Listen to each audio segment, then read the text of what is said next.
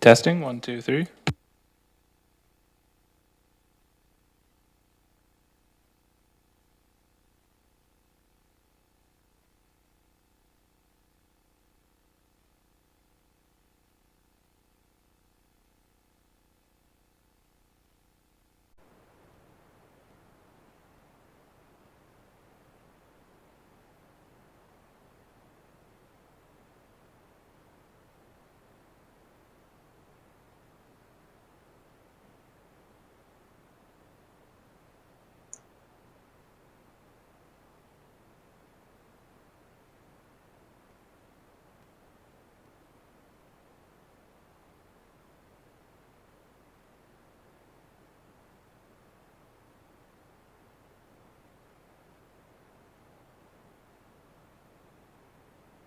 Thank you, Mr. Chair. We are live. Thank you. Good morning, everyone, and welcome to this special Electoral Area Services Committee meeting of March the 25th, 2022. We are reconvening from the last meeting was March 10th, and I believe, Kathleen, we can just carry on without the formalities. Is that correct? I do see Director Smith. Lynn. Thank you. Prior to starting in again, I know Lori's leaving at, or Director Yanni Donardo is leaving at 10. So I would like to bring forward a motion in regards to the social equity consideration companion to bylaw 4373 Schedule A, official community plan for electoral areas. And I would like this document removed. I find, so if I make this motion, I would look for a seconder on that to have this document removed. Could I say something? That is page 17, and I would include as well the equity checklist on page 117. And if you do that, then I'll second it. Lynn? I would have to quickly look at page 117, but I think I agree separate? with that. I think they're two different topics, please, just so that we can vote on them separately. Or? Let's go in order though. So Lynn's just checking.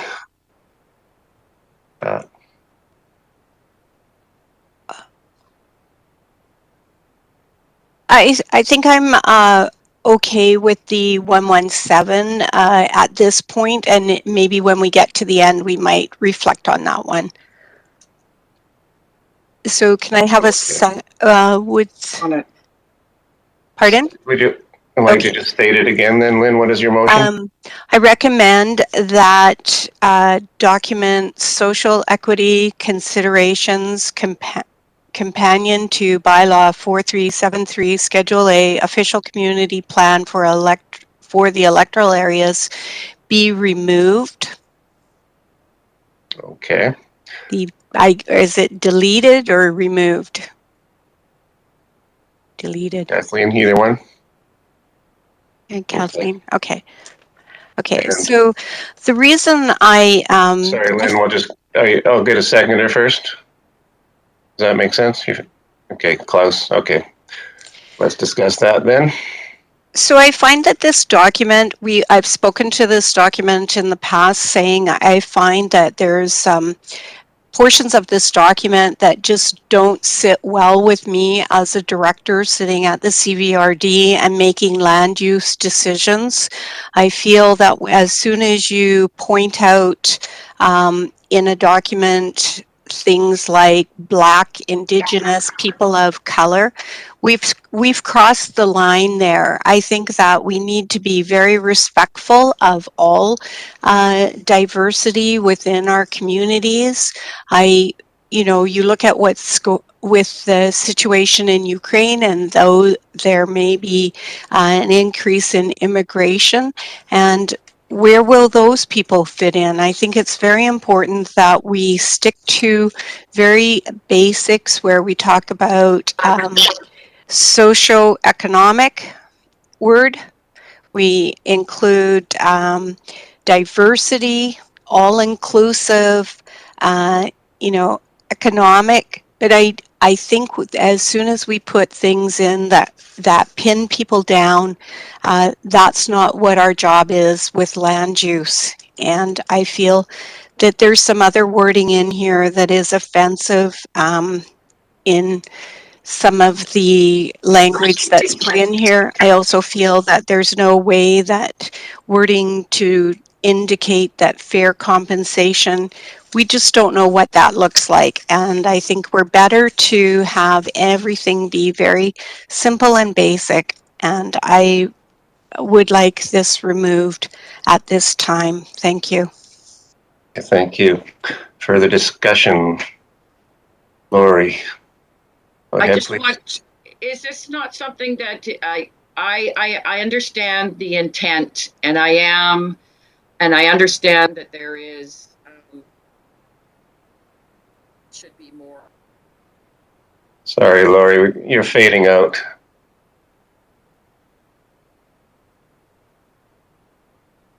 Okay, we'll come back to you. I don't know what that problem is. Ian, go ahead, please.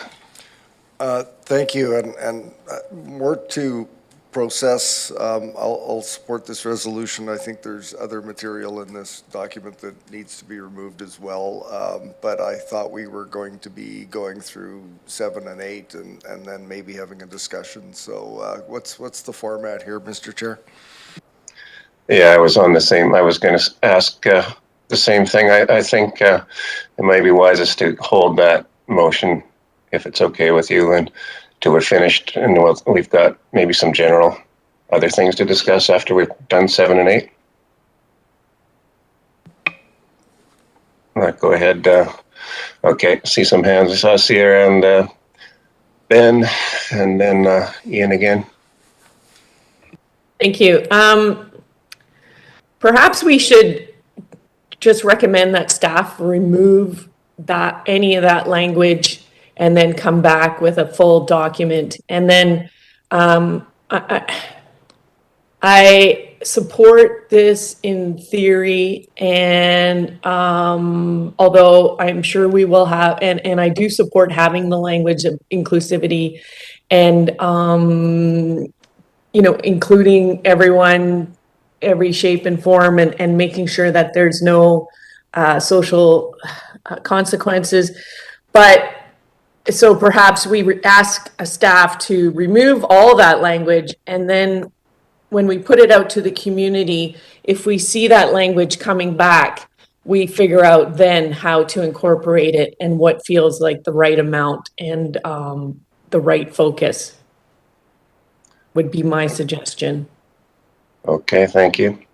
Ben? Thanks, Chair.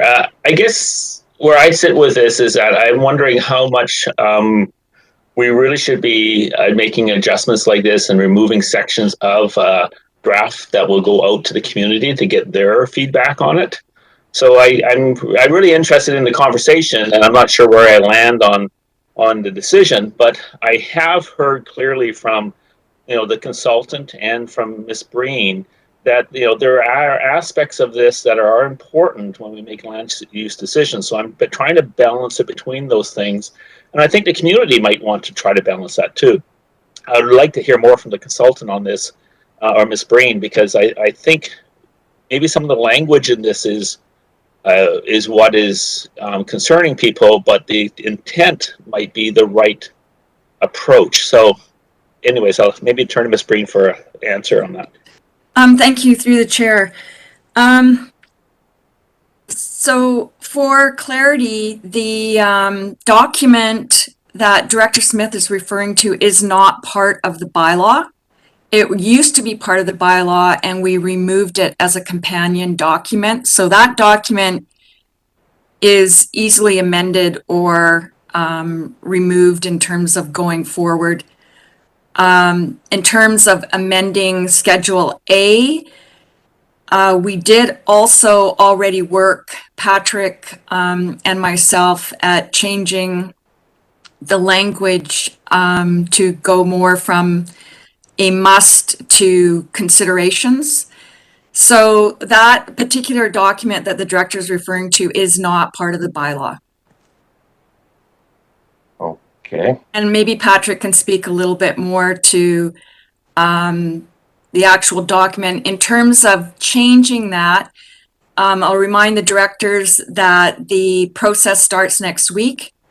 And Schedule A, we would have to come back to committee, which we can do, but it would take a few weeks to amend the document in terms of consultation. Okay, thank you. So just before I go to Patrick, because it's a little bit on the fly, but so it's a companion document we're talking about, and is it in Schedule A, Coralie? Is that what you're saying, or is there a second? It used to be in Schedule A, and we removed it. Okay. So it is a companion now to Schedule A, but it's actually not in the bylaw. Okay. But there is language in the bylaw for clarity about social equity. Okay. Patrick, would you like to add something at this point? Yeah, if I can add something, I think, in terms of equity and its relationship to an official community plan and land use planning in general, one of the biggest tools that we have in local governments is land use, and it is often used to either increase inequities, perhaps inadvertently, or to increase equity throughout the community. And the way that it does this is through multiple different methods. So essentially, when we decide what can be built on a piece of land, what is allowed on that piece of land in terms of a building, in terms of a use, in terms of density, in terms of the types of housing and so on, and where that can be located within our communities, that essentially impacts equity. So for instance, a good example of this is oftentimes in the past, what we've done is we've placed things like multifamily housing, apartments, townhouses along very busy roads or highways or close to industrial lands that are more polluted. And what that means is then people who are lower income end up with worse health outcomes. They end up with, chronic certain types of illnesses from the pollution of those land uses that are located adjacent to their homes. So that's an example of how land use decisions can actually impact equity. Another good example is in terms of childcare. So in many places, childcare is not a use that's allowed in any residential zone. Now there's provincial legislation that requires us to be able to have up to 8 childcare spaces in a residential home. But if we don't allow childcare as a use in our residential zones, that means that we're essentially preventing that type of use from a whole lot of land in our communities, which means that we have fewer childcare spaces, which means that women in particular, who often bear the brunt of childcare, end up having to really have to care for the children, as opposed to finding a good childcare space where society will be able to support these women who might want to go back into the workforce. So this is another example of how land use and the decisions that we make in our communities at the local government level can impact equity. So I do think that it's very important in an official community plan to have an equity lens and to include those types of considerations when we're making decisions on land use. So I'll leave it there. I think the companion document is something that can certainly be that can be removed. I think it was meant to really add context to go to that next level for a little bit of understanding around certain topics. And I think in the MOCP itself, we've gone and we've tried to soften some language a little bit, essentially talking about diverse communities as opposed to, or diverse populations as opposed to priority equity groups. And I hope that maybe this can, as Director Martman mentioned, can stir a bit of conversation during the community circles, and then from there we can make additional changes and we can ensure that considerations from the public in relation to equity can be heard and can be then reflected into the document. Thank you.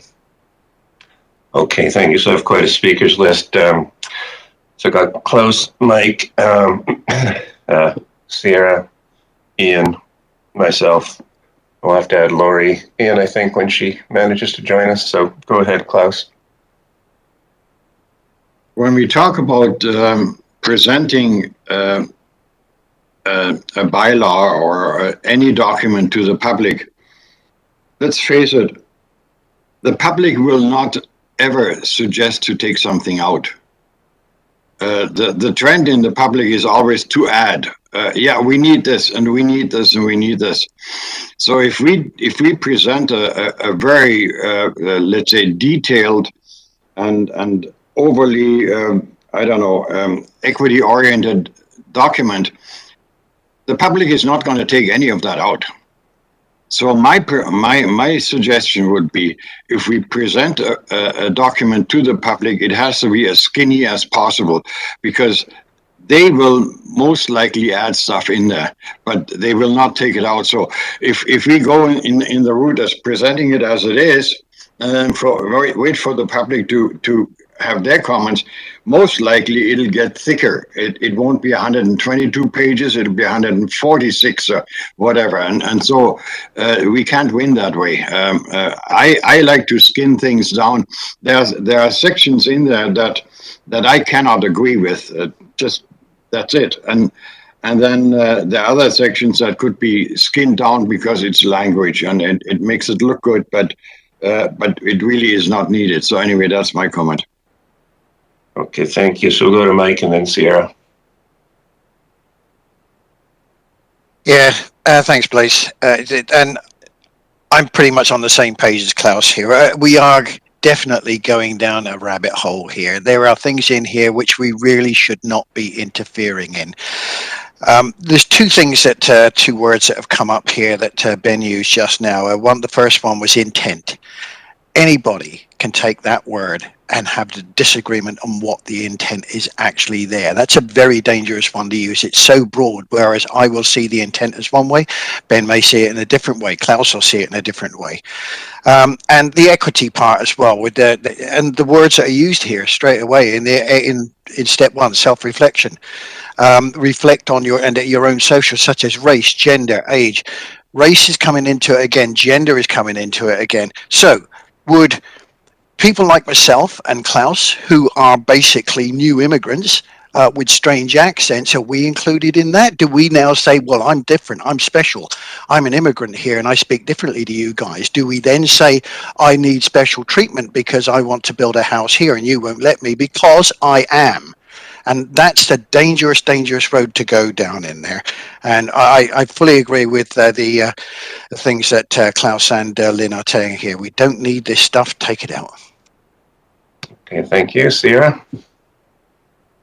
Thank you. Thank you for your really clear explanation, Patrick. I will not be supporting this. We're not hearing from staff, Corley or Patrick, that this is something that should be taken out and that should, and we're giving clear explanations on why we would have this kind of language in there. Firsthand in Shawinigan Lake, we had perhaps this kind of language would have protected our contaminated soil dump. Who knows? There's people living around it, and there's people below it whose water is going to be affected, a couple decades before everyone else. Anyway,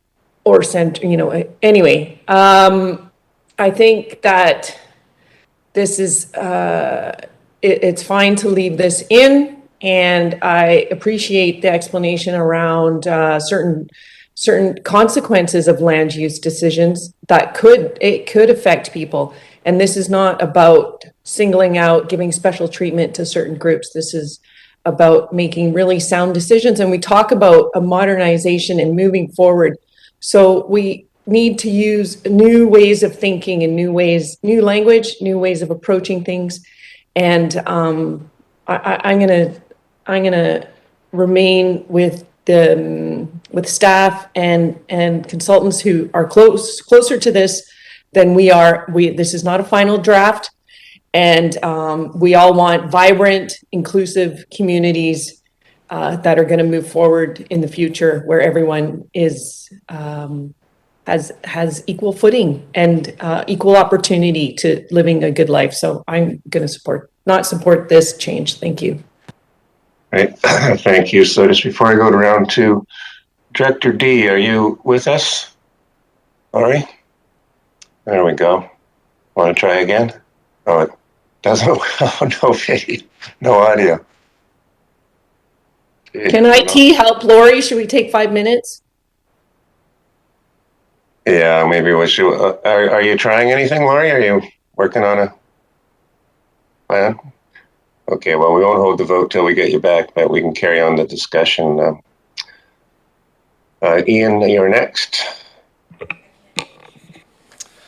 Thank you, Mr. Chair.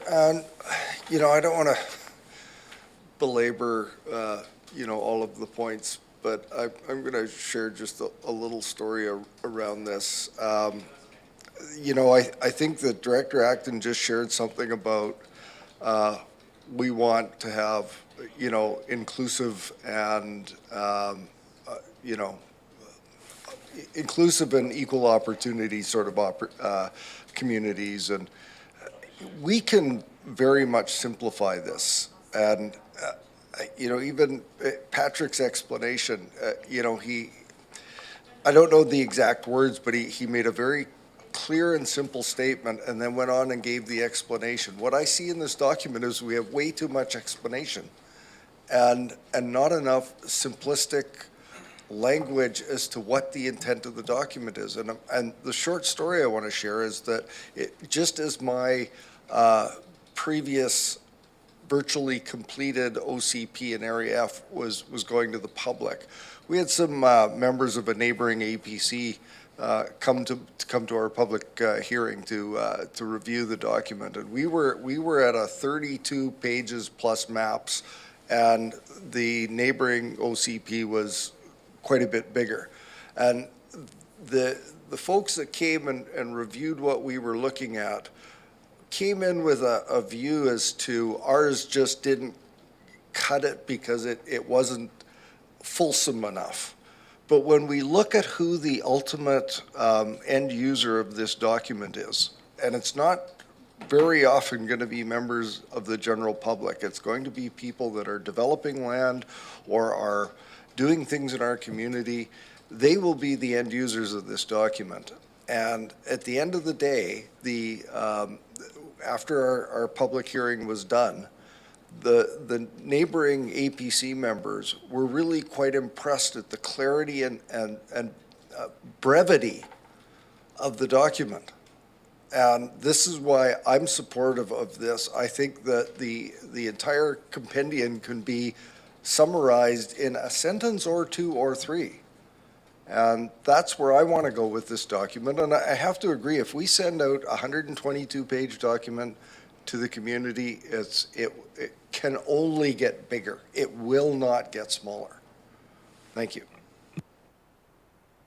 Thank you. Well, I have myself on the list. I don't think I'll be supporting this. I feel it's a bit on the fly. I'd like to reread it, and as it's just a companion document, I would keep it there for now myself. So, Lori, try again. Nothing. Okay. It sounds like the problem that Klaus had last time. So should we just take a 5-minute break and see if we can get Lori back? Okay. See everybody in 9:35.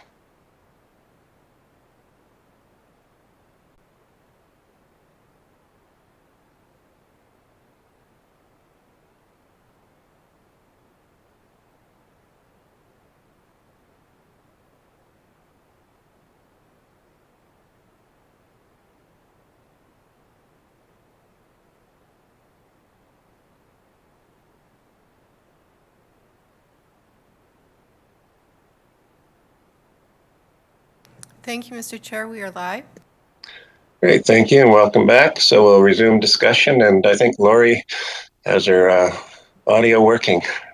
Yes, thank you. Is it my turn to speak? I just wanted to.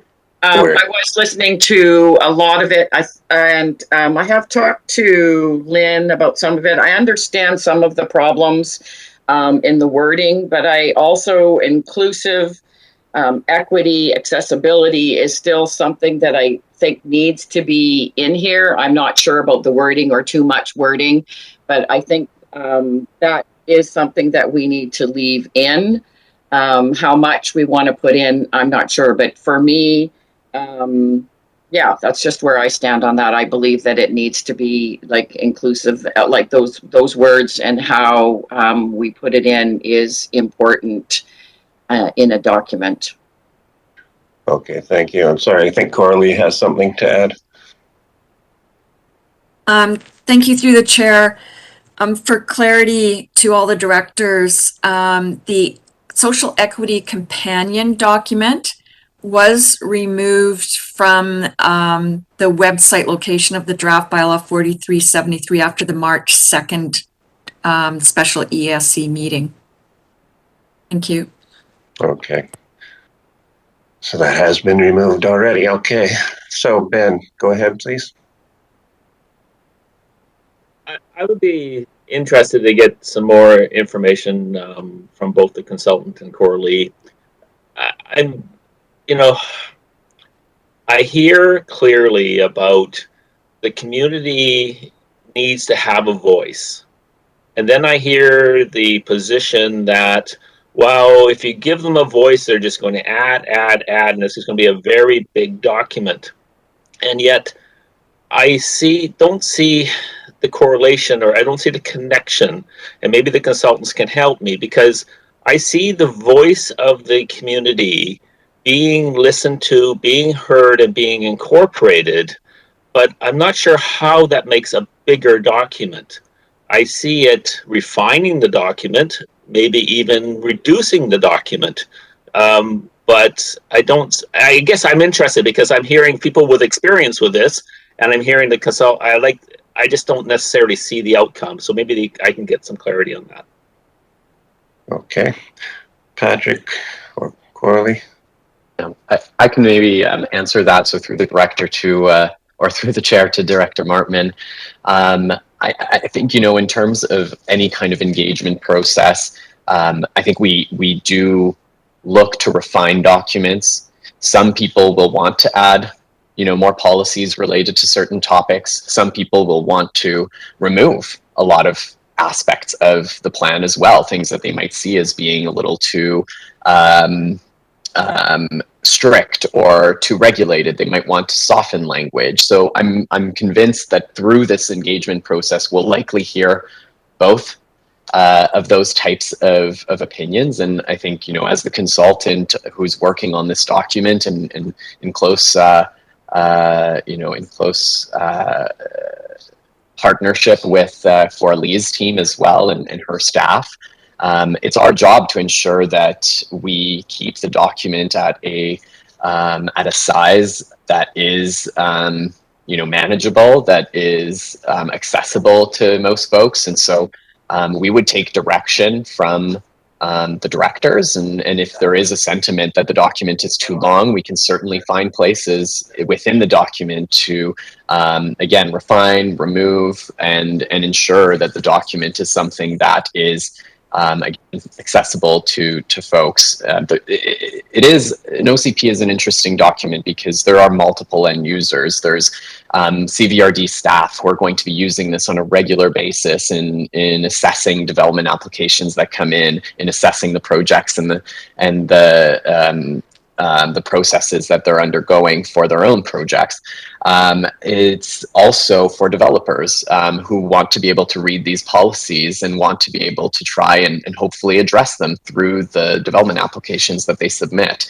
And then, of course, there's also the public that will want to make sure that these policies and that these this vision and these goals are also being are being implemented through the various projects that are being presented to them. So, there's multiple end users who will be using this document, and so it's important that it be accessible to all of them. Okay, thank you. Follow up, Ben? Yes, thank you, and I appreciate that, because I think there's a lot of relying a lot on that to happen, and that's going to be important.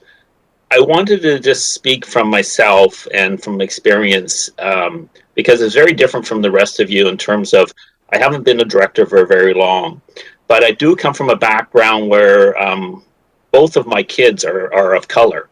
And they're adults now, and their life has not necessarily been the easiest because of that background.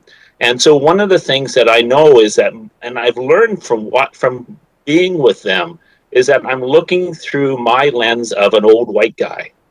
And I look around the room, and I don't know if our lenses are all that different.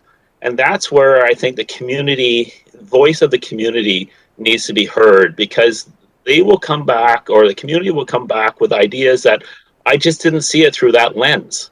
And they open my eyes at times. And I guess that's where I don't want to miss that opportunity. I don't know if this document's the right thing. I can certainly see Director Smith's position of it, but I do believe the conversation's worthwhile. I don't know if Patrick can maybe put some of the things into this document in a way that he expressed to us about how this is a land use document, and how specifically equity issues can be impacted through it, through those examples. Maybe that's what's needed, but I just know that I will not always see things that other people, that have difficulties in the community, within the culture, that may see it differently. So I always want to hear that voice, and I don't want to somehow lose that opportunity to hear that. Thank you. Thank you. So I have Mike and then Lynn. Yeah, thanks, Blaise. Yeah, a lot of interesting things, and I'm very interested in what Ben said there just now. I know exactly what he's going through. Been there many times myself in the past. Anyway, I heard a comment just now that this kind of language may have protected a situation such as a contaminated soil dump, which is kind of interesting. So let me ask a question of the consultant, or maybe Coralie. If that's true, would this sort of a language assist Area C residents in ensuring that industrial operations, which may or may not be instrumental in having adverse effects on the air and water in our area, how would it protect that? Show me how this would possibly protect the kind of air and water equity that we're looking at here. How does that work? Is it possible, or is this just wishful thinking? Okay, there's a question. Any takers on that one? Through the chair to Director Wilson, I don't know the specifics of the particular polluted site. Can I just join in here? I've been very careful with my language there, because I know what could happen if I say the wrong thing here. I can't go into specifics, but we all know what we're talking about here. I think one way in which this equity lends itself to perhaps helping decision making is that with an equity checklist, staff can certainly look at every application that comes through and make a set of decisions based on those impacts. It allows for a little bit more deeper thinking on the impacts of certain groups, of certain populations, nearby residents, and it allows for perhaps an extra set of considerations in a staff report that would be presented to the directors as part of that development application.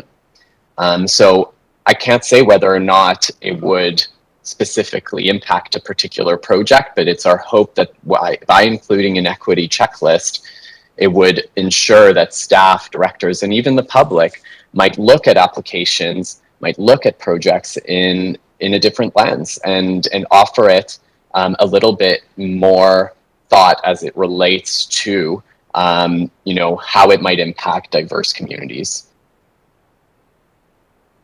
Thank you. Follow up, please, please. Follow up, Mike. Yeah.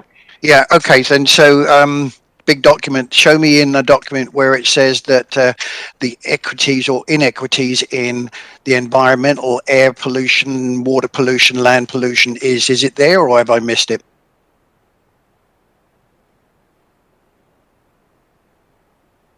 Not sure.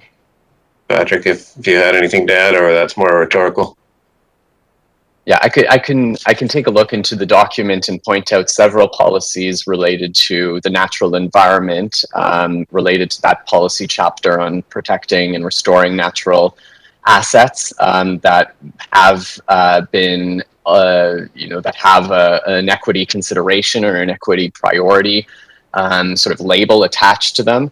And the equity checklist also just goes through a range of different questions to any kind of policy related to those equity considerations. So I can take a look at it a little bit closer and maybe get back to Director Wilson. But at this point, I mean, I would like a few minutes to go through the document. Understood. And if you could do that, Patrick, that'll be great, because this to me is just as important as anything else that's in that document. And we all know why. Thank you. Good, thank you. So Lynn, you're next.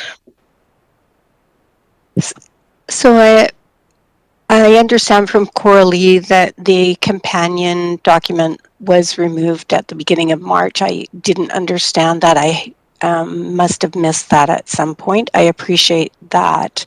And we've obviously moved on to the governance area as we've skipped over number 7. So I will withdraw my recommendation, as the document has already been removed.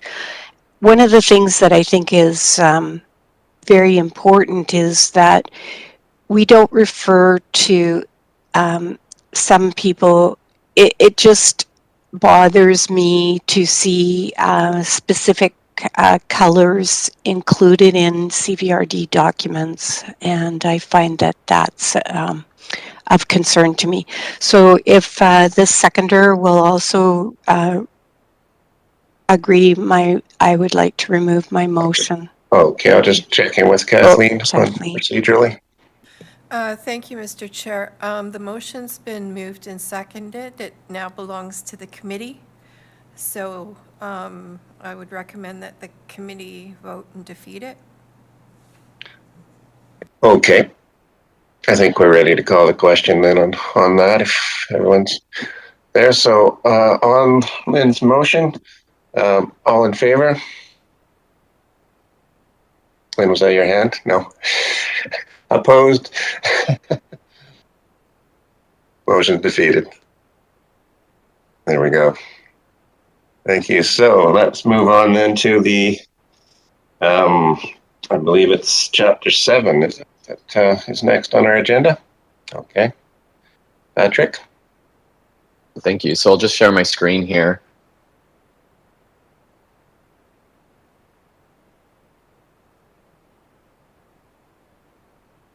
Everybody see this? Yeah, looks good. Excellent. So we find ourselves now with the Enhanced Regional Prosperity Policy chapter. Some of the challenges related to economic development and economic prosperity in the region relate to rising global energy and resource needs, high impact industrial areas that obviously have impacts on residential areas and other types of land uses, adjacent neighborhoods and so on. Bedroom communities that serve perhaps other regional centers or economic hubs outside of the CVRD. Seasonal tourism, of course, can be quite a bit of a challenge as well. And changing commercial sector. So we know that not only through COVID, but through a sort of longer term shift in the commercial sector, more and more people seem to be buying things online. Big box stores are starting to kind of lose their appeal in many respects, and more and more of those kind of more boutique and smaller scale type of commercial businesses are seen as being quite attractive. And so there is quite a bit of change happening in the commercial sector as well.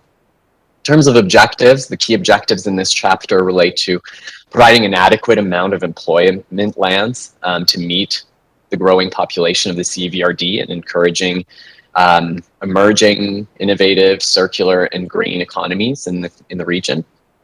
Some of the key topics here are the employment lands, which typically refer to things like commercial and industrial lands, an innovative economy, a circular economy, and tourism. And so for those who may not know what a circular economy means, it's essentially an economy where the waste of one industry can be recycled into the product of another industry. And so it essentially is the type of economy that tries to reduce its waste and ultimately becoming a kind of zero waste industry.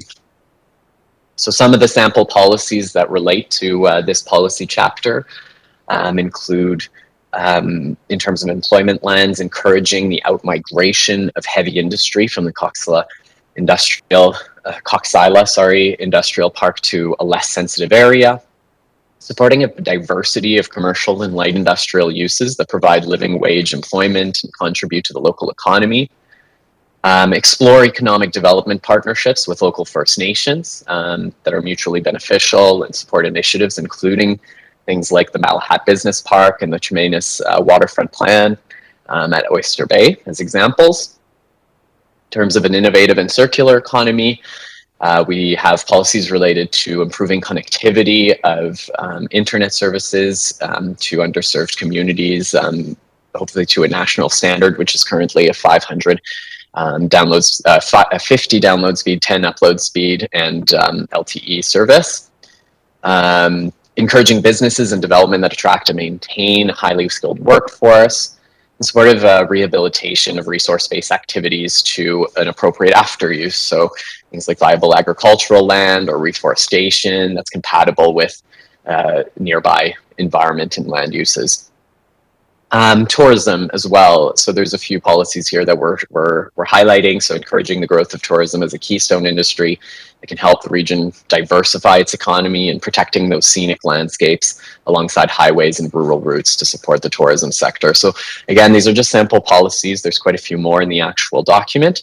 We felt we'd highlight those. And in terms of performance metrics, so unfortunately Mark isn't here today to present these, but I can certainly give you a bit of a rundown. So there's 5 metrics that have been determined, and these have been worked in collaboration with Barry Riordan, the Economic Development Director at Cowichan Economic Development. And so the first is really about medium and gross income. So looking at a range of different ways to calculate this, specifically the average, but also 1- and 2-person households. So with the intent that hopefully those incomes would increase over time as inflation does as well. Then looking at labor force by industry, so just keeping check on the types of industries that are growing and those that might be in decline, and ensuring that the economy is as diversified as possible so that we don't put all our eggs in one basket, of course. At the highest level of education in the CVRD, so looking at the types of educational attainment throughout the communities in the region, and also as a fourth indicator or metric, the growth of business in the region. So we have a set of metrics from the province that show us the number of businesses throughout the various communities, and then finally internet connectivity in the CVRD and the uptake on some of those the access, I guess, to those download speeds that we were noting in the policy just on the last slide. So with those said, I will open it up to questions here on enhancing economic prosperity. Thank you. Okay, thank you, Patrick. I do see Mike first. Yeah, thank you, Blaise. Patrick, could you go back to the page which showed RP6, please? Yes. And bring it up so I could, if I could read it again, or read it out to me. That's one that... Yeah. So encourage the outmigration of heavy industry from the Coxila Industrial Park to a less sensitive area. Yeah, that's an interesting one, and I understand obviously with the Coxila Industrial Park. I've been there many times. Does this? It's fairly specific, this one. I'd like to see something included here. But how are you going to do that? Because if you go to somebody and say, I'd like you to move your business, they would say to you, okay, who's going to pay for it? And thereby hangs the problem. Because I would love to see something moved out of our area, but it ain't going to happen. So it's a very nice thing to have, but how are you going to do it? So there's a few different ways that it could be done. It could be just by ensuring that no new heavy industrial uses end up in that particular location, and then as businesses tend to go in and out, that would sort of start seeing the next sort of natural replacement of heavy industrial uses. It could also be through certain zoning measures, essentially changing some of the zoning in that particular area. Some would perhaps be grandfathered in or would be legal non-conforming for a while. But essentially, there's a few mechanisms such as like those to essentially try and get some of those heavier polluting, heavier industrial uses out of a particular geographic area that's vulnerable for the watershed. Yeah, good. Follow up, please, Mr. Chair. Follow up, yes. And RP21, encourage businesses that develop and attract and maintain a highly skilled workforce. This one and Blaze knows this as well. We've been working on something like this for many, many years. And in every case, we've come up against the roadblocks of land availability and, just as important, the lack of water and waste treatment systems. We found the land, and all of a sudden we couldn't do anything there because there were no pipelines or anything like that. We've got roadblocks against this kind of thing over and over again, and these have been big companies that we've been talking to who would love to move here and just can't. So how do we now address the problem of, yes, we got a potential customer, yes, we've got the land, but no, sorry, can't go any further. What do we do about that?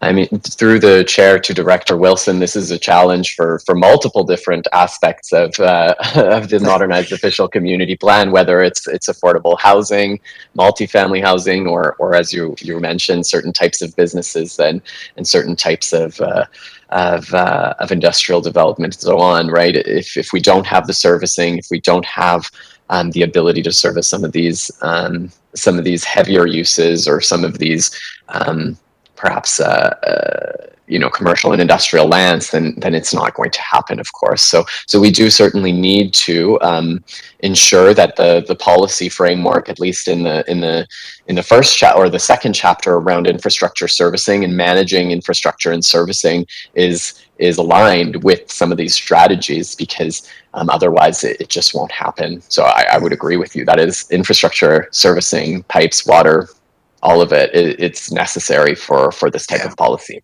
And one final follow-up there. In that particular case, then, can we not have some kind of provision in there which says temporarily we will go for the highest standards of treatments that can be done locally in anticipation of the infrastructure coming in? Because it will come in. That's the whole plan of the next 5 or 10 or 20 years kind of thing. But right now, we don't have that provision.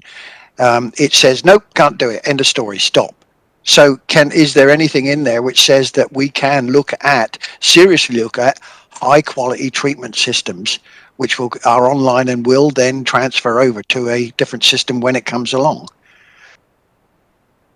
Yeah, I think I saw Mr. Dennison pop up too. Oh, good. Right, are you there? Oh, I think you're muted, Brian. Plus, I can't see you anymore. Actually, Patrick, if you could take that screen down for a moment. There we go. Thank you, Mr. Chairman. Nothing really to add. It's really difficult. It's really challenging. Costs are going up. I've tried pretty hard in different areas, Shawnigan Village, for example, to try and come up with a system there, and so far it's not gone well, unfortunately. Cobble Hill is better because at least we have a system. It's a matter of extending pipes, but even that is very expensive and has gotten quite a bit more expensive recently. So it's very big challenges. We're going to have to use our wits and every available avenue to try and address these further. I think for Director Wilson's referring, I think, to on-site systems where they're treating the sewage at least to a high standard on-site and infiltrating into the ground, and that's a possible thing too. It depends.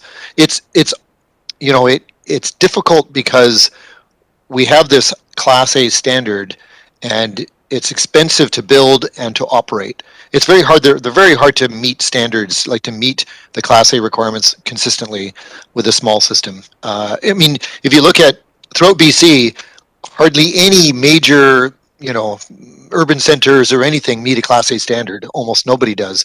And then to have a small, very small on-site service meet that kind of standard and correctly operate it is almost impossible. So there's a challenge there too, as to how we try and maintain, groundwater quality and things of that nature. It's all tricky, and there's no simple answers. Okay, thank you. So I have Ian and then Sierra. Thank you, Mr. Chair. Couple of points on the metrics questions that I have, and one about that specific one about Coxsila. But to start with, I'm a little curious that this section wouldn't contain something about working from home numbers. And, COVID has essentially changed the nature of so many of our communities. And if we're not measuring the number of people working from home, there's a classic out-migration of people from urban centers that now, if they have that extra bedroom or den, then they can have the family at home. And I've even seen statistics of over 50% of people, if required to go back to the office, will quit their jobs and look for other employment. So I think we've got to include that as a metric in this. It's definitely an active number.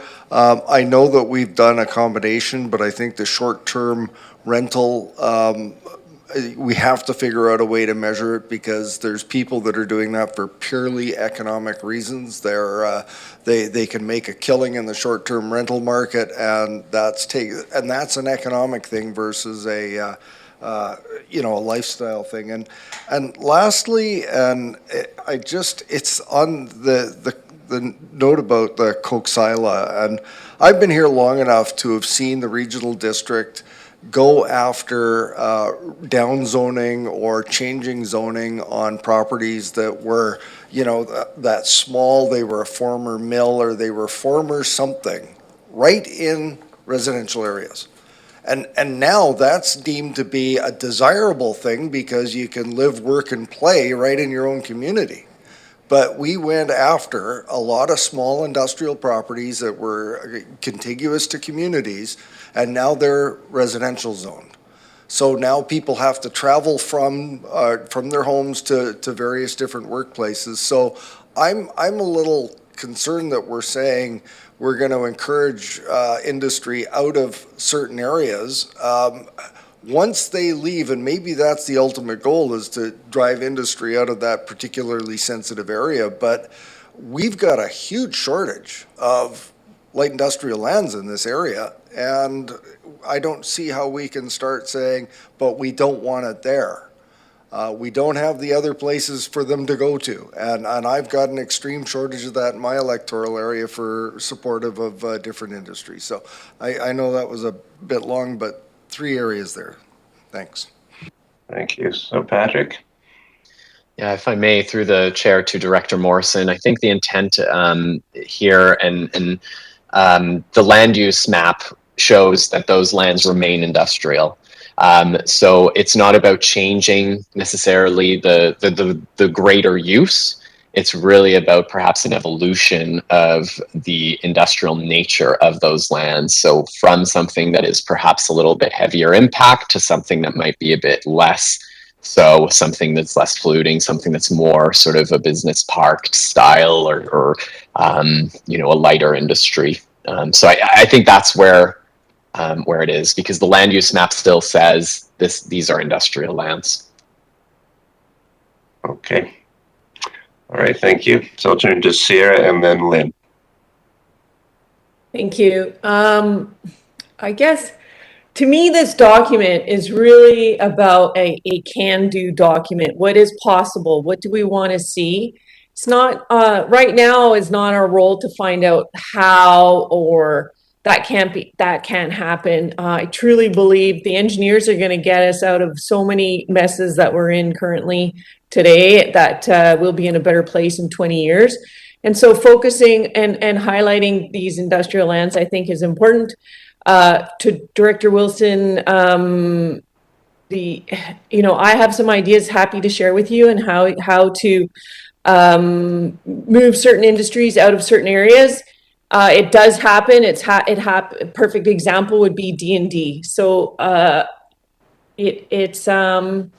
I think it's just how we want our communities to evolve, and we don't need to focus on the hows right now.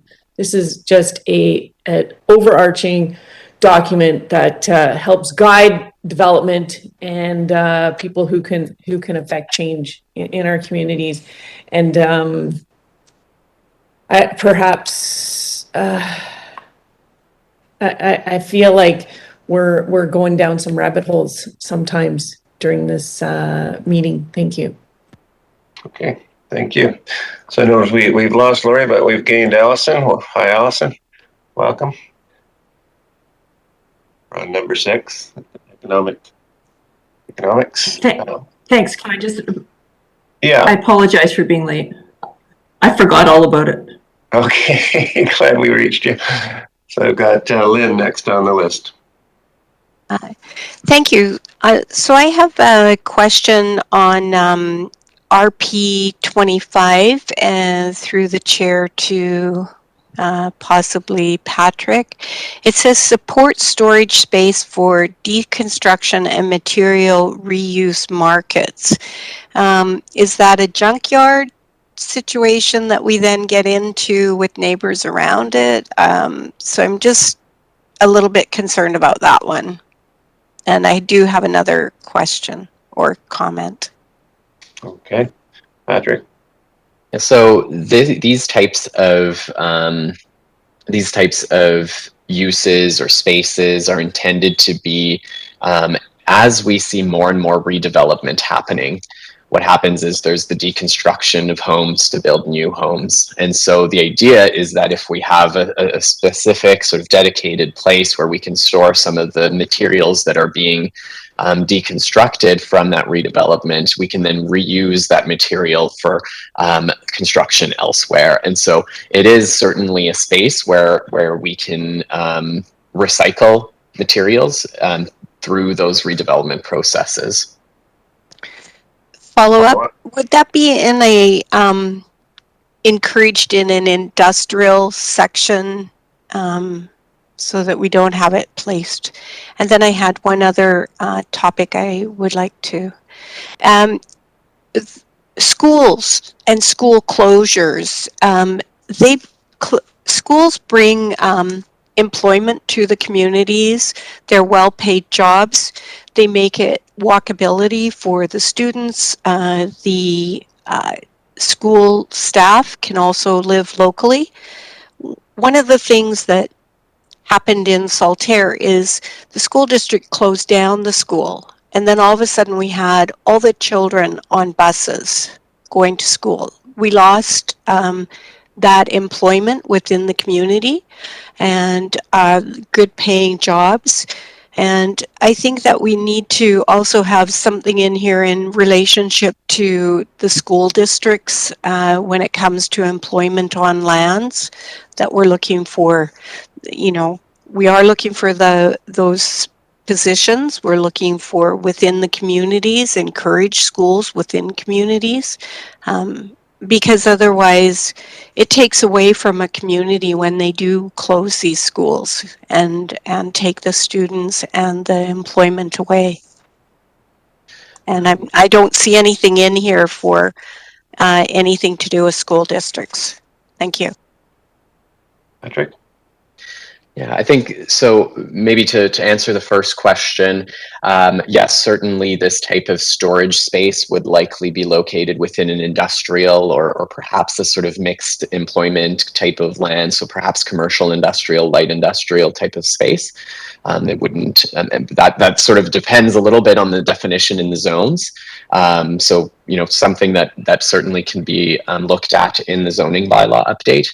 The second question around schools, it is a very challenging component of any kind of planning process, simply because with housing costs increasing and with household sizes decreasing, what's happening is there's actually in many neighborhoods, not only in rural communities but elsewhere, an actual decline in population in many cases, or it's an increase in folks who don't use school. It might be an increase in retired in populations, as an example. And so as the schools experience a decline in enrollment, and unless there's a strategy to kind of refresh and revitalize the housing stock in a particular neighborhood or in a community, it's very difficult to get the numbers back and to attract enough families to attend those schools. So we see this trend in many communities, even in very fast growing Metro Vancouver. We see schools having declining numbers, and it puts a threat on those schools, because essentially neighborhoods have declining populations or aging populations, and younger families don't have access to the type of housing that's allowed in those communities or that is accessible in those communities. So the question around schools is one that's that I think is intricately linked to land use, that's intricately linked to the types of housing that we allow in our communities. So, certainly the school district will be consulted with this plan, and we can certainly also look to add a couple policies specific to schools. I believe there's a few in relation to joint use of school spaces, of school lands, but we can take a look a little bit at sort of ensuring, in consultation with the school district and the province, how we can try and maintain those types of services and amenities in our local communities. But it really does have a lot to do with the type of housing that's affordable and whether or not young families can come in and make a life in your community. Okay, thank you. I'll just add before I turn to Ben and Mike, but one thing on the demographics that was really striking in South Cowichan, and what came up when we were considering the pickleball course, but every bit of population growth by 2030 was projected to be in the over 65 age group. The younger groups had no growth whatsoever. In fact, a tiny shrinking in the youngest cohort. So quite a significant thing for us to be thinking about. So, Ben. Yes, we're all getting older, and I think all the young ones are moving somewhere else to buy a house. So I have a couple of comments and then a couple of questions. So if you can bear with me, they're not too long. I just noticed that you jump between hectares and acres at different times in the beginning of this document. You'll see it in the top right paragraph under introduction. I don't think you want to do that, but just so pointing that out. The other one is under the objectives on page 108, and I just trying to understand the competing interests between bullet number 2 under employment lands and bullet number 8, because bullet number 2 talks about protecting existing industrial lands and supporting expansion of industrial development, and then bullet 8 is talking about fostering stewardship of the land and encouraging sustainable economic development based on restorative and regenerative uses of the region's natural resources. These, to me, are competing bullets. How does this OCP inform which one gets priority? And I go speak specifically to that RP6 that you had, because you talk about moving heavy industry off the Coquihalla. Why is it just, why just Coquihalla? Why just heavy industry? Why just that aquifer? Why is it not more general, saying we don't want incompatible industry on an aquifer, any vulnerable aquifer in our region. So I'm just curious about how this all flows together. Thank you. Patrick? Through the chair to Director Martman, I think you bring up a very good point in that, you know, the Cassidy Aquifer is another one where we may not want to have heavy industry or polluting industry. So certainly something that we could look at in terms of just broadening that policy a little bit.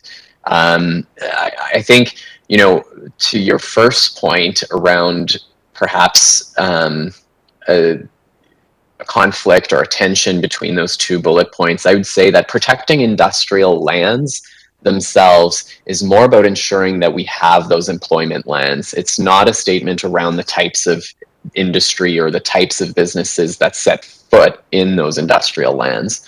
I think, you know, one thing that we've seen in a lot of communities throughout BC is the slow erosion of industrial lands, from industrial lands into whether it's residential or commercial or other types of uses that tend to be more profitable to landowners. And so it's really just about ensuring that those lands stay industrial, while also ensuring that types of businesses, the types of industry that move into those industrial lands are supporting the objectives of the region. So really looking at things like sustainable, circular, regenerative type of industries, and encouraging those to use those industrial lands that we have. Okay. Follow up? Thank you. And yeah, I appreciate that. And I'm trying to understand if the community is going to understand that part of it, and how you try to provide clarity. And the next piece is, I don't know if I've looked for it, but I'm not sure if I've missed it. I thought you gave a good explanation of a circular economy. And I'm wondering how that also gets built in. I see you put the donut in earlier into the sort of the introduction, but I'm not sure I saw something on the circular economy. Patrick? I think if we are missing perhaps a definition of a circular economy, we can certainly add that in there. Okay, great. Thank you. Mike, you're next. Getting quite hoarse here with all the speaking I'm doing. Protecting industrial lands, yeah, good thing. I agree. We have to protect what we've got, but we have to be very, very careful of what type of industry you actually put on those lands. We have to retain them. We have to make sure that we keep the jobs here, and more importantly, start producing the kind of goods that we cannot or have not been able to produce over the last 2 years and found ourselves stuck for. Basics. So yeah, I'm very, very protective of the land that we have. Interestingly enough, one of the questions that came up, one of the things that came up there was the storage of reclaimed materials. Now, I know I'm not allowed to promote businesses or anything like that, but there is one business which is now building a new facility here in Cobble Hill. They started off on the Lake Cowichan out that way area by going to old houses and reclaiming all the old sinks, all the old doors, everything that could be reused, and built up a very, very big business out of that. So it's a great thing, and I totally agree. We need to start recycling all that stuff instead of just taking it to the dump. Now, one of the things about them as well, they have a facility where they bought something like about 10,000 square feet of old yellow cedar railway ties. And they are now recycling that into custom-made pieces of wood, 4x4s, 8x4s, 2x2s, perfectly good wood, which they are now recycling again. Brilliant idea. So that kind of thing, the reclamation of materials such as that, great idea. Let's promote that kind of thing as well. Great, thank you. Well, I think we might be getting to the end. I have no one else on my list. Any further, before we go for a short break? Further comments? Allison?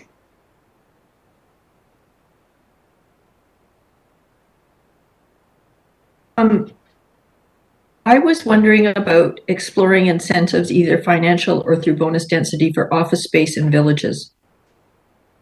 Why is that difficult to do, and what kind of, I don't understand how the incentives would work. Okay, Patrick. Yeah, so it is through the chair to Director Nicholson. It certainly is a policy we could explore. If the density bonusing typically works best when we're talking about fairly large densities or a fairly large increase in densities, especially as it relates to office space, because oftentimes, especially in smaller communities, it's quite difficult to attract office uses. So even with that added density, I mean, if it's the difference between a 3-story and a 4-story building, that sometimes just isn't enough to even attract it. So there is a little bit of an economic feasibility aspect that goes into density bonusing, but we could look at a policy that explores that type of policy to try and attract more office space. One other way to incentivize office space is through parking reductions, through tax incentives, and so there's multiple different ways to look at it. But yeah, density is also perhaps something that could work. Okay. Follow up, Allison. Well, I just wasn't clear how much of a problem it was. And I would just like to add that on the school front, I think the Cowichan Valley, one of the major economic drivers is education, because we have so many, in addition to the public school system, so many private schools. And I think that we need to keep that in mind when we think about our regional prosperity. Okay, thank you. So yeah, we'll try to get a break. Well, one more question, Ben.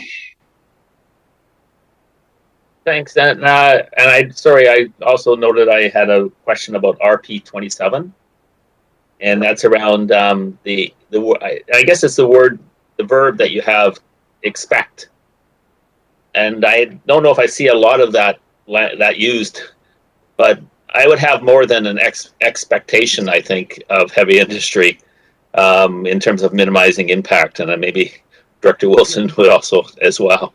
I don't want to speak for him, but certainly, what is it that they have to do? And I'm interested in why the word expect. Okay. Yeah, through the chair to Director Martman, we can certainly look at changing the language there. I think that might have also been a bit of a relic of old HOCPs or old OCPs from other eras. So I'm happy to take a look at that language and maybe update it a little bit. It's a good catch. Great. Thank you. Good catch. Okay, thank you, everyone. I think that was a good discussion. Let's take a 15-minute break and be back at 10:40, please.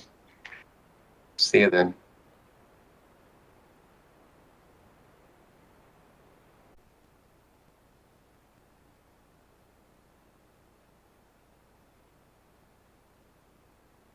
Good. Okay, I think we can roll the video, please, Kathleen.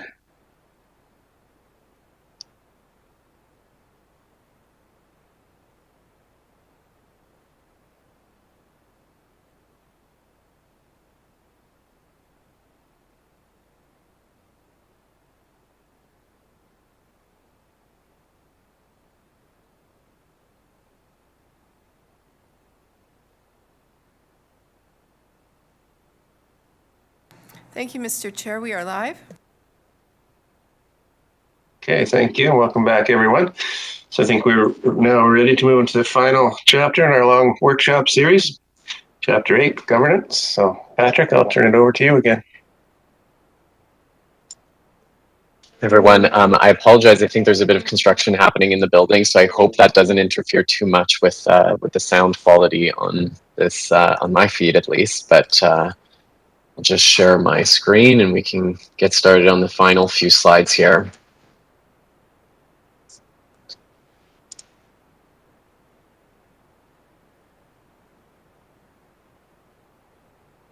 Right, so the final chapter of the MOCP, the draft MOCP, is to improve governance and implementation. So some of the key topics that this chapter is a bit different than the other policy chapters because it is more of an implementation chapter. So it doesn't have the same kinds of policies that relate to sort of development or the types of changes that we'd like to see in land use and so on. So the key topics here is really about alignment with other plans, and these are the types of new plans or strategies or master plans that we'd like to create to ensure that we are implementing this document, but also ensuring that we're updating some of the existing plans that we have to align with the draft MOCP. It's about relationship building with other levels of government, so notably First Nations, the provincial and federal governments, as well as the incorporated municipalities. Equitable implementation, so this is where the equity checklist is located, and monitoring progress, which lists off the performance metrics. And so those are the key topics in this chapter. Just to give a sense of some sample policies perhaps related to that relationship building component.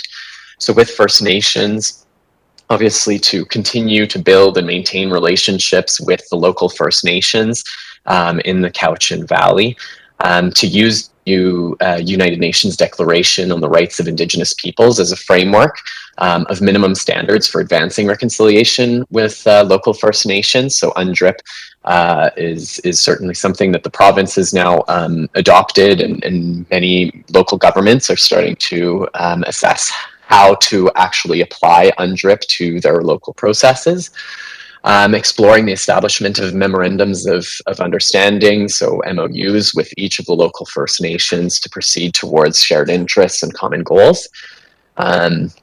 Exploring opportunities with local First Nations for partnerships in infrastructure servicing, economic development, housing, stewardship, arts and culture, and wherever plans really have those shared interests or shared priorities and goals.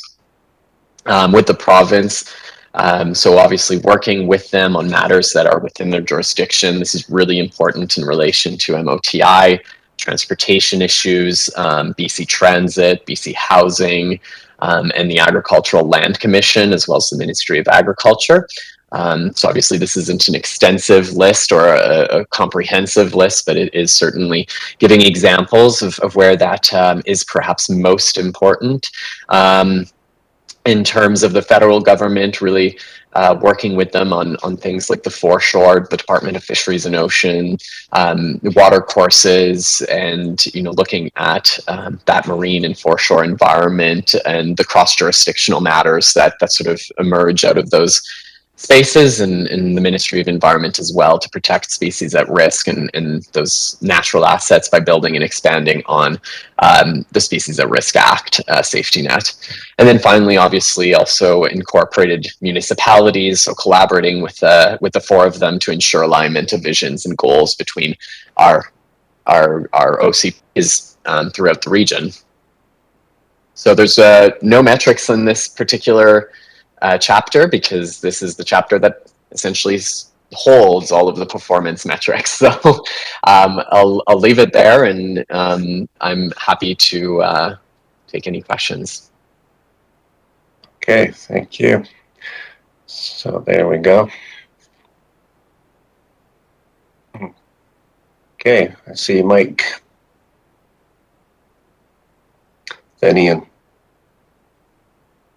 Thanks, thank you, Blaise. Just a quick word of thank you for the explanatory table of change.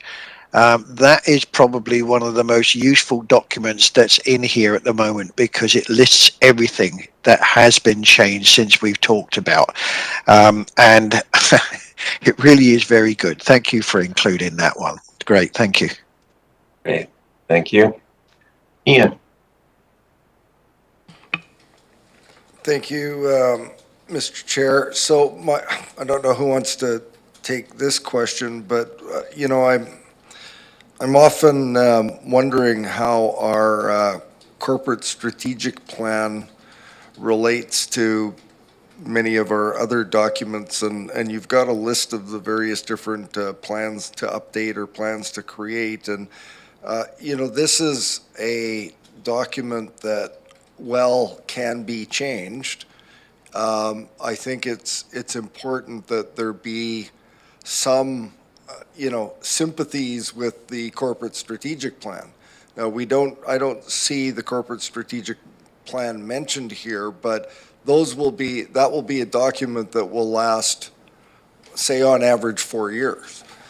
But that's going to be a significant chunk of the life of this current iteration when this ultimately gets done. So can we, I think that's an important component. I don't think we can draft a corporate strategic plan that is at odds with our MOCP and vice versa. I think that the MOCP has to be somewhat sympathetic to the corporate strategic plan, but for the, I just would like to see some mention and some linkage of the two, so that because I think there was some suggestion that there were inappropriate sections that were deemed inappropriate for this document could indeed be part of a corporate strategic plan.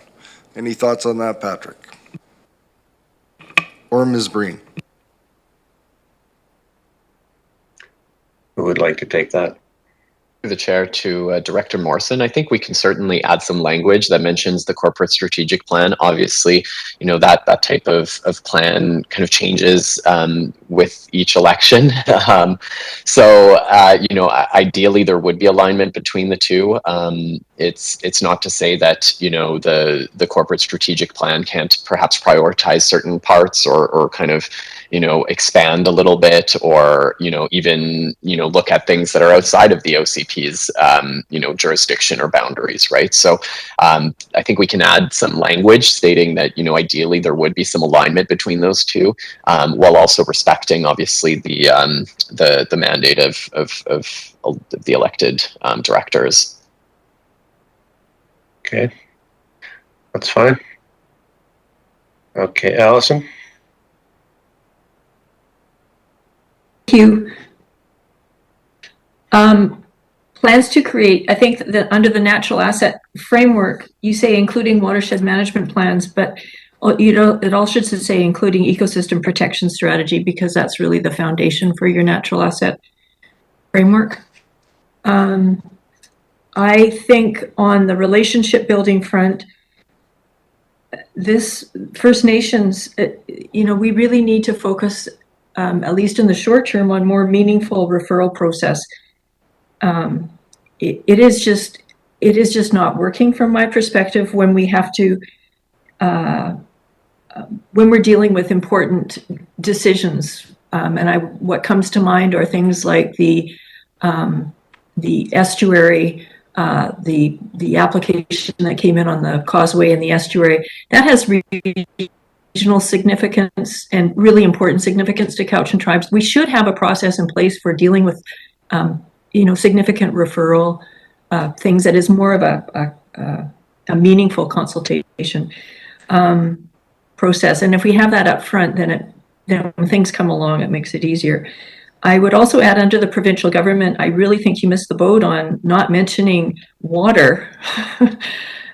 I work with staff in the province on water issues, so they really need to be mentioned. And then also Fisher Road comes to mind. So the Ministry of Environment, or whoever the folks are that we've been working with on things like that, is really important. And then I would also add that there's a new ministry that's related to stewardship that should be mentioned. And then finally, on monitoring progress, I disagree. I think we really need a specific target on relationship building. We need to make connections with different organizations, different jurisdictions, and we need to make connections with First Nations. And I really think that it would be not too difficult to establish a couple of targets that help us monitor whether we're making much progress on that front. Thank you. Okay, thank you. There's quite a bit in there, Patrick.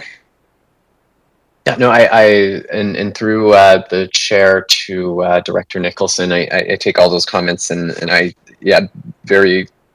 some good omissions there that we can certainly add to this particular location. One thing that I just want to mention in terms of the referral process with local First Nations, so I think that's the intent, at least, of establishing MOUs with the First Nations, is that through that type of process, you would then have a little bit more of an intentional consistent approach to referral processes. So we can strengthen that a little bit. One big thing to consider with the referral process with local First Nations is that First Nations don't have a lot of capacity. They don't have a lot of so sending documents, referring plans, and including them in processes often does require an agreement around level of effort and even around compensation for those types of referrals or processes. So it is something to consider as we go through the implementation of this document, and if we want to start signing MOUs and sort of formalizing a referral process, that may be a request from the local First Nations. Okay. Yeah, Patrick, you're absolutely right. But the point is relationships. So building a relationship with the First Nations so that when these important things happen, we do have an ability to, and an MOU is a way of helping us to build a relationship, but it's bigger than that. Right. Okay. So I don't see any others. Maybe I see Mike. Just Allison. Just quite a few in there. The one about a new ministry. Can you just say what one you're referring to with that?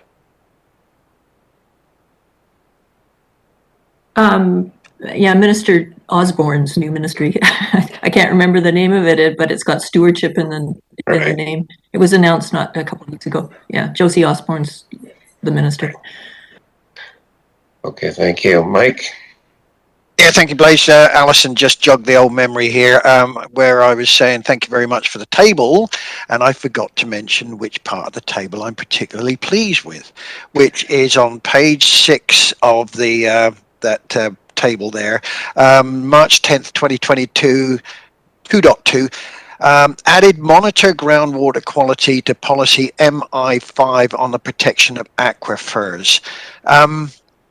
Could you expand on that one, please, Patrick or Coralie? Because this is something that has come up many, many times before, where we in the CBRD don't actually monitor anything like this. So are we now going to add that in there? I certainly hope we can do something. Got lots of money in those various funds there to do it. Okay. Don't know who would like to take that one. I believe so. Through the chair to Director Wilson, I believe this was in relation to a comment at the March 2nd meeting. I'm just opening up the document here, but there was a specific concern noted that perhaps we didn't have enough language related to ensuring the health of groundwater quality. And so we have made an edit to the policy to ensure that, perhaps it's more of a collaborative effort with the province again, but essentially wanting to ensure that we're addressing, this particular concern about groundwater quality. Yeah, very quick follow-up. Could you point me towards policy MI5 so I don't have to go searching for it, Patrick? Which document is that in and which page? And then I can go and take a look at that later on. Yeah, so it would be in the 60? draft MOCP. Yeah, Schedule A, page 60. Thank you. Good, thank you. Patrick, could you possibly put your slide back up there, just that had the whole scope of the governance and implementation aspects, just to make sure before we close that we've all had a good look at that. Sorry, was there another? Yeah, that one.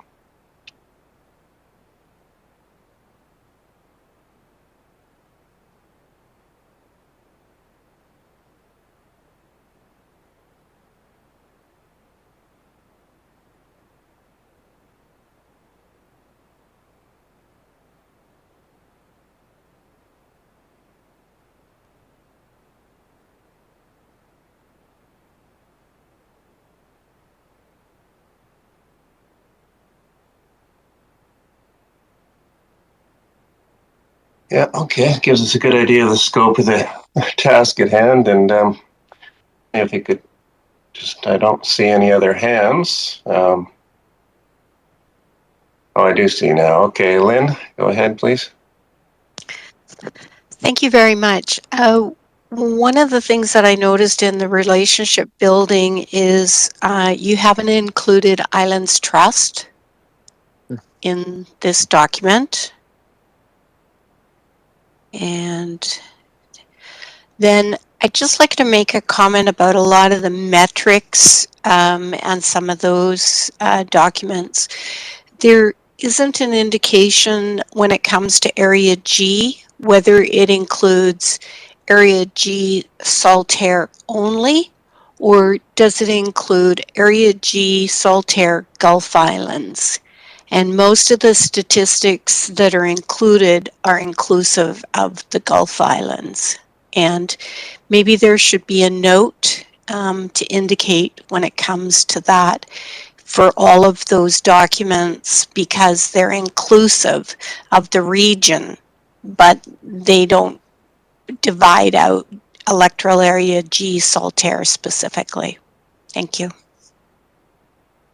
Okay, thank you. All right, so I think I'd just like to thank everyone. Oh, go ahead, Mike.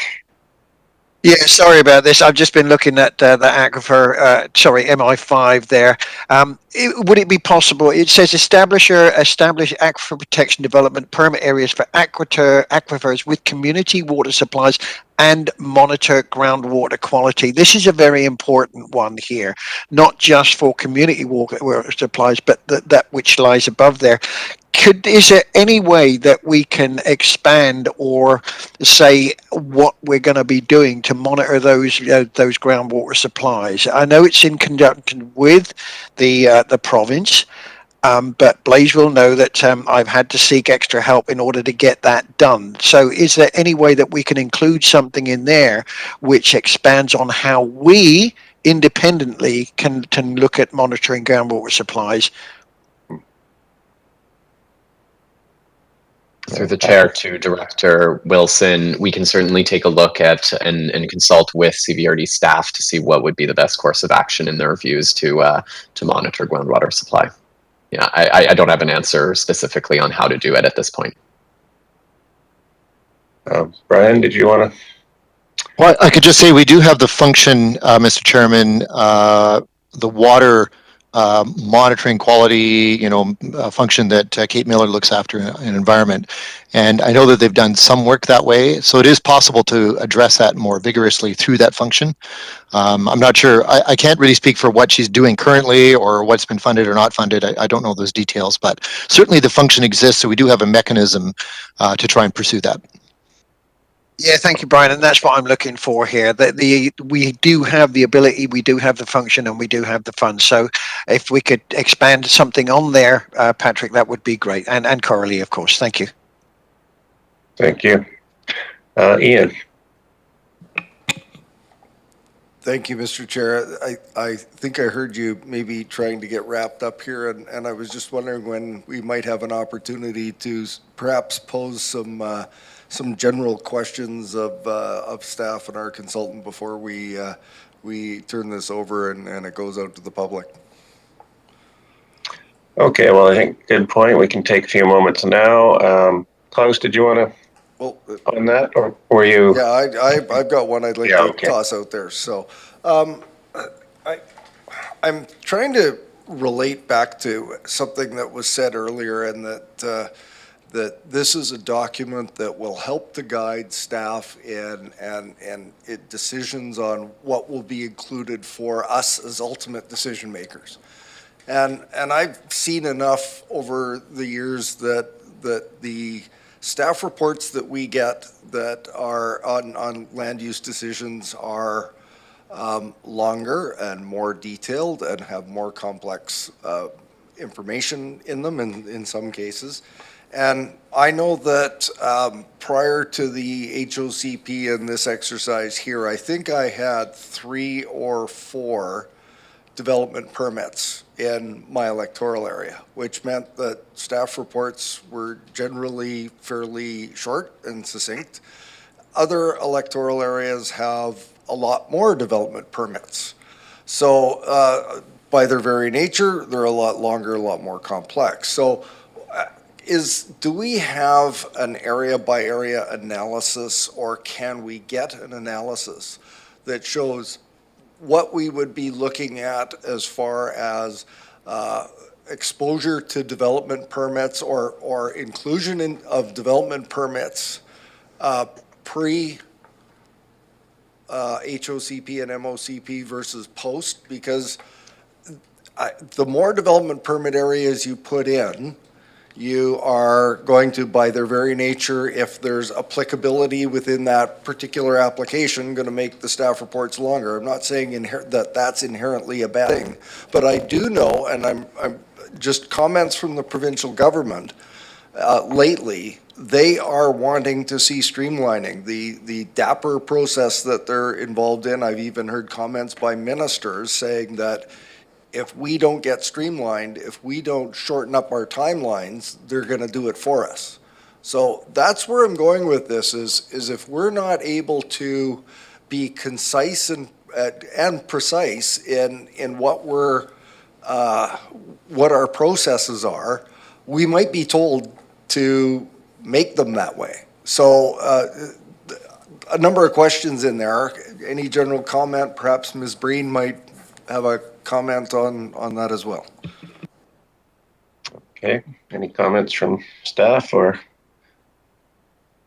Maybe I might just defer to Coralie on this in relation to the development permit areas. I know right now the provincial government does have grants out for the streamlining of development processes and exploration of ways to do so. So that might be an option in order to just understand the system that's currently used and how to make it more effective to get applications through staff and the regional district processes faster. Okay. Thanks, Patrick, and through the chair. So off the top of my head, without the table in front of me, we do know that we went from 44 development permits to 13 in the HOCP. It would be very challenging to compare. It would be comparing apples to oranges because the initial 44 development permits within them sometimes were 5 or 6 development permits. So the streamlining on the DPs was to move to a system that categorized by the categories within the Local Government Act as they were laid out, to simplify that. But in the process of that, and the director is correct, in the harmonization, it could be that in an electoral area, there could be an increase in the number of development permits in the HOCP process because of the harmonization. Aquifer protection was one of them, for example. So there is, that process did happen. It would be difficult, again, to create a table because it would be untwining things that were, in many cases, even incorrect in the first place. We are going through something right now where we're comparing the HOCP to the MOCP, and we're going to be providing that table to the director so they can have that for clarity, at least at this point, and we'll provide that on an ongoing basis. Okay, and Patrick? Yeah, if I could just add one sort of final thing, I guess, in relation to the efficiency, the effectiveness of a process and just making the lives easier for CVRD staff, the planners who are taking in these development applications is, when there were 9 electoral area official community plans, and each with its own set of land use designations, each designation having its own set of policies, its own densities, its own sort of intent and purpose and objectives, that creates a lot of work to kind of sift through. It takes a lot of mental energy as well to have to, remind yourself what's the difference between a rural residential designation in one area versus a rural residential designation in another area, and is it the same? Are there different objectives? And so sifting through that kind of policy can be quite time consuming and also confusing and oftentimes challenging as a planner. So it would be my hope that through the work that we've done with the modernized official community plan and consolidating a lot of these land use designations and simplifying that process so that not only staff, but also developers can see, okay, this is the designation, here's the intent, here's the density thresholds, that essentially we're creating a process here that is much more streamlined, much more clear, much more consistent across the region, and hopefully also will lead to better outcomes in the end in terms of that process, in terms of efficiency. Okay. Ian, that's good for now. Okay, Klaus? At the risk of being a pain in the neck, I just want to state my objection against the equity framework and the equity checklist. I fail to see how we can possibly enforce any of these ideas. And it's good virtual signaling, and I'm against this kind of thing, because unless we can really enforce something, to state it in a policy document, to say, well, okay, this has priority and this has to be checked. It sounds good, and maybe people like to read that, but unless you can actually enforce it, it's useless, and that's the way I look at this, and I'm totally against that. So I just want to make that clear. Thank you. Okay, thank you, Klaus. Further comments? The general discussion now, whole MOCP. If not, well, maybe Coralie, could you give us just a quick? I know this is our 5th, I think, workshop, and what are we looking at next as far as we've got public engagement and yeah. Thank you through the chair and to the directors. This does conclude, I think altogether since last July, about the 7 sessions that we've had on the draft content of Schedule A. So not all schedules. We haven't Schedule A, Schedule G, the growth containment boundaries, Schedule L, the land use designations. We will be bringing forward Schedule D, the agriculture and the ALR maps, transportation maps, on April 6th, so they can be part of the consultation. Starting Monday, the facilitator training sessions begin. As of this morning, we have 25 people within the electoral area signed up for facilitator training to lead their own community consultations. We anticipate, or what we've heard is there'll be many others that will be self-organizing. The facilitator training sessions are not mandatory. As of this morning, we have almost 200 registered for the CBRD-led community circles conversations in April on policy and in May on the local area plan boundaries. We will have available as of Monday for the directors, if they wish, and for the public to pick up printed copies of workbooks available at the front counter and reception for each of the 7 policy areas and for each of the local area plan areas. They're available at the front counter. The social media campaign has gone really well. How to form a community center. Our circles had 10,000 views on YouTube. Our views are in the tens of thousands on our videos. And as Director Acton pointed out to me, I had to correctly quote the numbers they're still in the tens of thousands, but quite a bit lower if you make sure that you're checking it, looking at least 3 seconds or longer. But great response on social media and great response. We're anticipating, given that the community circles actually don't kick off officially until April 5th, that we'll see a continued rise, particularly as our print media campaign escalates in the next couple of weeks. So great uptake in the community. We encourage everyone to please encourage your communities to participate. Sign up if you'd like as a director. Some of the directors have for the facilitator training sessions. Want to thank all of the directors for making Instagram reels.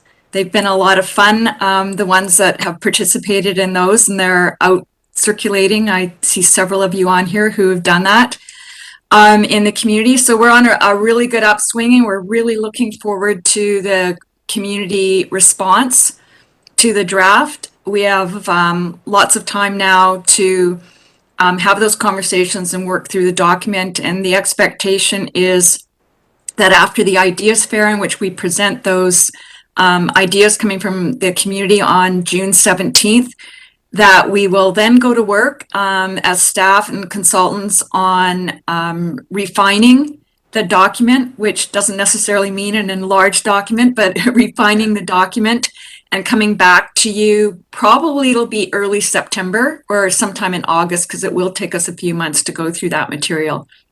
So that's where we're at today with everything. Okay, great. Well, thank you very much. And it's just, I think it's such an important document for the whole future of our region. I'm really pleased with all the input and the effort so far. And I do see for a wrap up, but Ben and then Lynn. I think Ben, you had your hand up. Yeah, thank you, and thank you through to Corley, because you actually mentioned the thing I wanted to ask a question around, and that's the facilitator training. I wasn't aware that you did not have to take the facilitator training, so that'll be interesting to see how that unfolds. But as for the facilitator training, I've received a number of questions about people that are interested in it, but not understanding exactly what it will, what's entailed in it. So is there a chance to give us a 2-minute quickie over the sort of the approach of the facilitator training? Yeah, sure, absolutely. Through the chair to the directors, the training will be, and I use that word loosely, information session. It will be approximately 90 minutes, and we will be reviewing suggested agendas for the facilitators, assigning the role of a secretary to take notes, how to present information, making sure that, the basics, everyone has a turn to talk. I mean, that type of thing, how to submit information, and it can be submitted online or it can be brought in to the office. So it's part of it is administrative and part of it is functional. Thank you. Good, Ben. Okay. So I have Lynn and then Ian. Thank you very much. Do we sign up for the different policy workshops that's being presented by the CVRD staff, or will we receive invitations? Through the chair, if the directors wish to participate in any or all of the policy sessions and local area plan sessions, then it's recommended that you register online. Once someone registers online, it automatically, bang the table, sends out a confirmation of the registration. 5 days before the session will be held, we send out a Zoom link. And then the day of the meeting, we send out the Zoom link again. Okay. Good. And 200 registered so far. That's great. Ian. Thank you. Through you to Coralie. I'm glad that you shared a little bit about the timeline, because time marches on and it seems to march pretty quickly. So you'd indicated that there's going to be a fair bit of digestion and I liked your term refining of input when we are through some of the consultation, and you'd indicated that, perhaps summer, but then more likely September. I know that any normal September is usually a really busy time for elected officials coming back from summer breaks, reestablishing meeting schedules and the likes, and there's UBCM and this little thing called the General Municipal Elections coming up this fall. So I guess my request is that if there's a possibility of a draft refined document or review of the input that's been received to date, if that could be made available to directors when we're not working in the summer, that would be really helpful. Try to pack a reading of this kind of material in on top of everything else in September will be a challenge, or at least I recognize it as a challenge. So if that can be done, that would be very much appreciated from this director anyways. Yep, through the director, that's the goal. I just don't want to overpromise, knowing that there's several other people taking holidays during that period of time who are working on it. So our goal is to get that to you before then. Okay, very good. So just before we check question period, I think we were having, I just want to really thank everyone, Coralie and her team, and I see Andrea and Rob Grant have been all along there. Maybe everybody, if you just flip your videos on for a moment so we can see and say thank you. If that won't crash us. There we go, Rob. And including Brian and Louise, and I see Ian McDonald's been there the whole time just in case, and Jennifer Hughes, of course, always, and the other staff, IT support, etc. So thank you all. I see Mike Tippett there. That's great. And most of all, Patrick, outstanding. Thank you so much for leading us through this whole process. It's been very good. Okay, thank you. So, Kathleen, do we have what's next on our agenda? Thank you, Mr. Chair. The next item would be question period, and we have no applicants. Perfect. Okay, and then motion to adjourn. Moved and seconded. All in favor? Opposed? Motion carries. Thanks very much, everyone.